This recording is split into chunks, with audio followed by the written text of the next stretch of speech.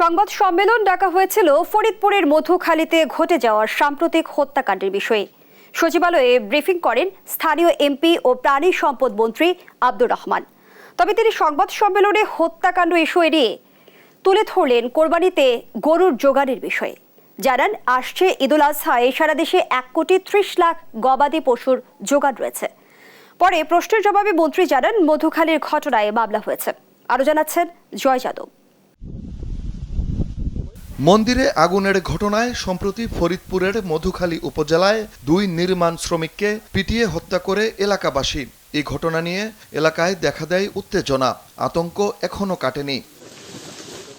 এই ঘটনার প্রেক্ষিতে রোববার দুপুরে সচিবালয়ে সংবাদ সম্মেলন ডেকেছিলেন ফরিদপুর 1-এর সংসদ সদস্য মৎস্য ও প্রাণী সম্পদ মন্ত্রী আব্দুর রহমান।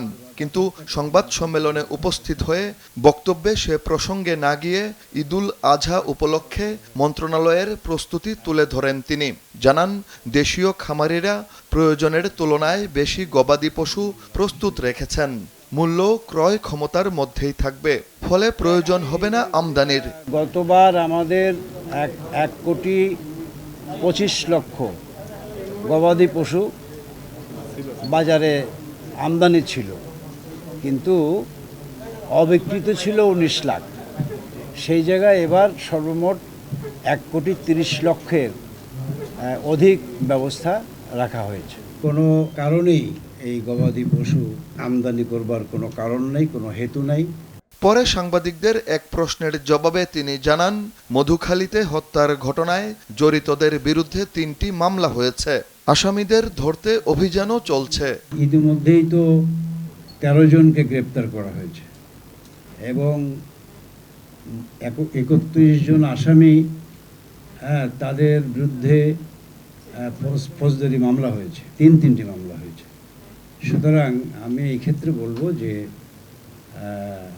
এই আবেগে গা না ভাসিয়ে আমাদেরকে বুঝতে হবে যে তাদের সামর্থ্য, সীমাবদ্ধতা এবং যারা এর সঙ্গে জড়িত তারা নিজেরা পলাতক, তাদেরকে খুঁজে বের করবার জন্যে যাবতীয়ভাবেই আইন শৃঙ্খলা বাহিনী তাদের চেষ্টা অব্যাহত রয়েছে।